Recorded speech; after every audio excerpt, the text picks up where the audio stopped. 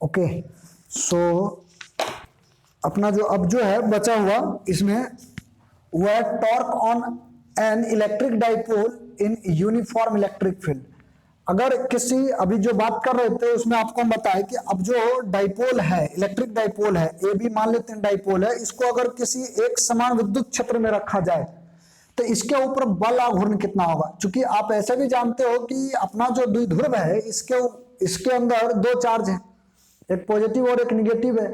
तो दोनों के ऊपर जो फोर्स लगेगा वो फोर्स तो इक्वल अमाउंट में लगेंगे, बट दोनों एक एक्सिस माने एक ही लाइन के अलोंग अपोजिट डायरेक्शन में लगेंगे। तो जाहिर सी बात है ऐसा सिचुएशन जब भी आता है तो वहां पर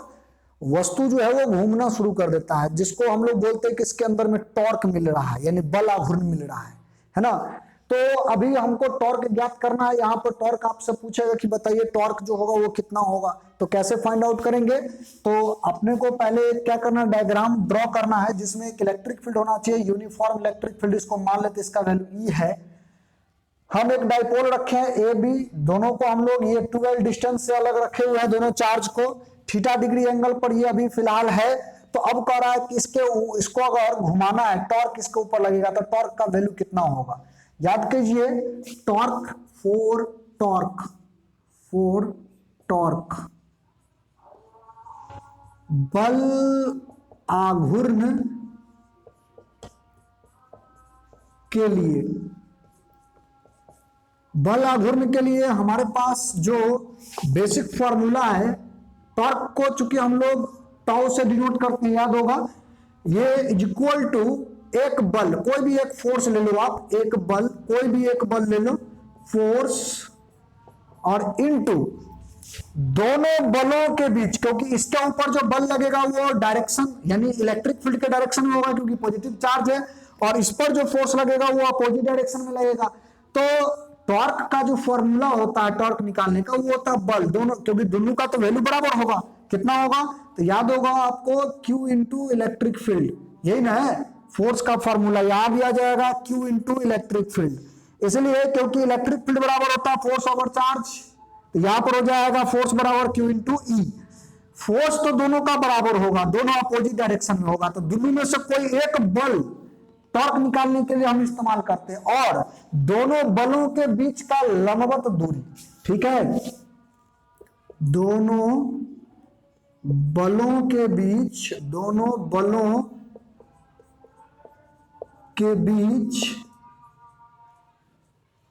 के बीच का लंबवत दूरी,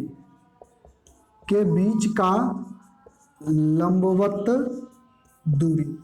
परपेंडिकुलर डिस्टेंस जो होगा वो हमें लेना है। तो देखो सबसे पहले फोर्स तो आप कोई भी दोनों में से उठा के रख दो, क्यू ई ही रहेगा, इसमें तो कोई परिवर्तन करना ही नहीं है। लेकिन लंबवत दूरी कैसे निकालेंगे, देखिए ये थीटा पर काम कर रहा है तो इसको डॉट डॉट से आप चाहो तो ऐसे करके हम इसको मिला सकते हैं। तो हमें ये परपेंडिकुलर डिस्टेंस चाहिए, ये वाला डिस्टेंस, तो चूंकि ये कर्ण है ना, अगर ये थीटा है तो ये भी अपना क्या होगा, ये भी थीटा ही होगा। तो ये जो है कर्ण है, हाइपोटेनस है, और हमें चाहिए ये लंब, है ना। तो इसको अगर हम, चूंकि हमें थीटा दे रखा होगा, तो थीटा दे रखा है तो हम ये वाला डिस्टेंस कैसे निकालेंगे, 2l sin थीटा करके, है ना। ऐसे sin थीटा अगर लिखोगे आप तो sin थीटा बराबर क्या होगा, परपेंडिकुलर बट्टा हाइपोटेनस, तो यहां से sin theta is equal to perpendicular तो निकालना ही है, और ये हाइपोटेनस बराबर 2l है, तो परपेंडिकुलर बराबर क्या हो जाएगा 2l इंटू साइन थीटा, ये वाला वैल्यू उठा के यहां रख दो, तो ये हो जाएगा 2l इंटू साइन थीटा,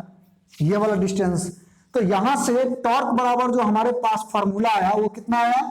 यहां से इसको थोड़ा अरेंज कर लेते हैं हम लोग, Q into 2l into electric field into sine theta. अब इन दोनों को मिला करके क्या हो जाता है, Q इंटू 12 बराबर,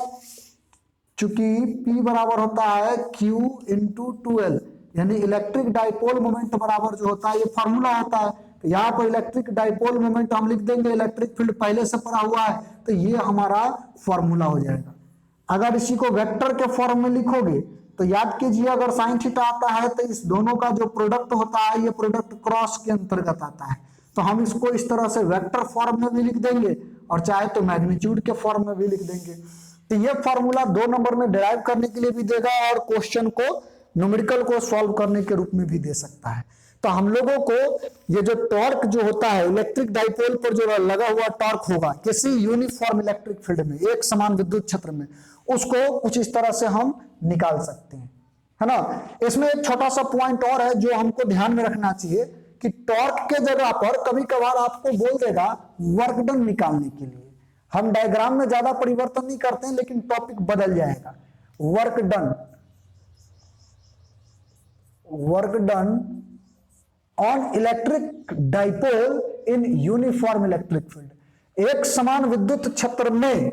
ठीक है, विद्युत द्विध्रुव पर किया गया अब कार्य हमको निकालना है, किया गया कार्य ये हमको निकालना है, समझे। तो किया गया कार्य जो है उसको कैसे निकालेंगे, तो सबसे पहली बात तो हमको डायग्राम जो है फिर से वही बनाना पड़ेगा जो हम अभी जस्ट बनाए हैं टॉर्क के लिए। यही डायग्राम को हम छोड़ देते हैं, आपको ध्यान में रखना पड़ेगा यही डायग्राम, इसी तरह का डायग्राम आपको जो है वापस फिर से बनाना पड़ेगा। लेकिन इसमें चूंकि हमें परपेंडिकुलर डिस्टेंस वगैरह नहीं चाहिए तो आप इस सब को हटा भी दो तो कोई दिक्कत नहीं है, चूंकि हम लोग निकाल चुके हैं अभी जस्ट, ठीक है। तो हमको टॉर्क चाहिए अब, तो टॉर्क निकालने के लिए चूंकि हमारा जो सिस्टम है ये रोटेट कर रहा है, तो रोटेट कर रहा है तो इसका ऊपर जो किया गया काम होगा वो रोटेशनल वर्क डन होगा। तो रोटेशन में आप पढ़े होंगे रोटेशनल वर्क डन बराबर क्या होता है फॉर्मूला, रोटेशनल वर्क घूर्णन कार्य बराबर क्या होता है फॉर्मूला, तो घूर्णन कार्य बराबर फॉर्मूला था integration of torque into D theta, और थीटा का जो लिमिट है वो θ1 से θ2 कर दो, 0 से थीटा जो भी करना है करो, लेकिन लिमिट कुछ हम लोग मानते हैं। तो अभी जस्ट टॉर्क हम लोगों ने निकाला है, सारा डायग्राम वही रहेगा, इसमें कोई परिवर्तन नहीं करना है, सिर्फ क्या करना है यहां से टॉर्क का वैल्यू निकालना है। तो टॉर्क का वैल्यू क्या आया था PE sin थीटा, अभी जस्ट हम लोगों ने निकाला है, ये डी थीटा θ1 से θ2 तक। अभी इसमें चूंकि PE तो कांस्टेंट है तो PE बाहर हो जाएगा इंटीग्रेशन से, साइन थीटा का इंटीग्रेशन डायरेक्ट हम लिख देते हैं, तो साइन थीटा का इंटीग्रेशन कितना होता है माइनस कॉस थीटा, और इसका इंटीग्रेशन θ1 से θ2 तक। अभी अगर लिमिट का वैल्यू हम लोग रखें तो यहां से वर्क डन बराबर जो आएगा वो आएगा PE, और ये तो माइनस तो पहले से ही है, इसको साइड रखते हैं हम लोग, पहले अपर लिमिट, तो यहां से cos θ2 माइनस cos θ1 ऐसा करेंगे। अभी माइनस को अगर अंदर ले जाओ तो W बराबर हो जाएगा PE इंटीग्रेशन PE, और कॉस्ट बनाएंगे यहां पर cos θ1, ये प्लस में हो जाएगा, अब ये माइनस में हो जाएगा cos θ2, है ना। तो शुरू का थीटा को अगर चाहो तो आप 0 भी मान लो, है ना। वेन मान लेते हैं कि θ1 जो है ये 0 डिग्री है, तो अगर ये 0 डिग्री है तो ये हो जाएगा PE, cos 0 का वैल्यू कितना होता है 1, यहां से हो जाएगा इंटू और इसका वैल्यू यानी कि θ2 को हम लोग थीटा मान लेते हैं, तो ये हो जाएगा थीटा, यानी ये अपना फॉर्मूला हो गया। तो दो फॉर्मूला यहां से हम लोगों ने देखा, एक फॉर्मूला कि टॉर्क बताइए इलेक्ट्रिक डाइपोल पर कितना होगा इलेक्ट्रिक फील्ड में यूनिफॉर्म एक समान विद्युत क्षेत्र में, पहले हमको टॉर्क निकालना था, फिर हम लोगों को वर्क डन निकालना है कि इसी इलेक्ट्रिक डाइपोल पर यूनिफॉर्म इलेक्ट्रिक फील्ड में जो किया गया काम होगा वो कितना होगा। तो किया गया काम के लिए ये फॉर्मूला या फिर ये फॉर्मूला दोनों एक ही है, थोड़ा सा खाली बस वैल्यू इसमें रखा गया है।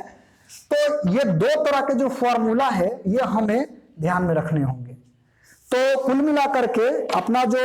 एनसीईआरटी है उसमें आप देखिएगा इलेक्ट्रोस्टैटिक्स का जो पहला चैप्टर है उसमें थ्योरेटिकल पोर्शन यहां तक है, यहां तक अगर आप कवर कर लेते हो तो मतलब जितना कुछ भी है 12th के पॉइंट ऑफ व्यू से, 12th बोर्ड का जो पॉइंट ऑफ व्यू है उसके हिसाब से ये आपका पूरा कवर हो गया। इतना अगर तैयार कर लो तो पहला चैप्टर समाप्त, इसका सारा प्रश्न आपका बनेगा, ठीक है। तो अब रहा कि इसमें हमें अब क्या करना है, जब ये समाप्त हो गया तो सबसे पहला काम तो हम लोग को एनसीईआरटी का न्यूमेरिकल हल करना है।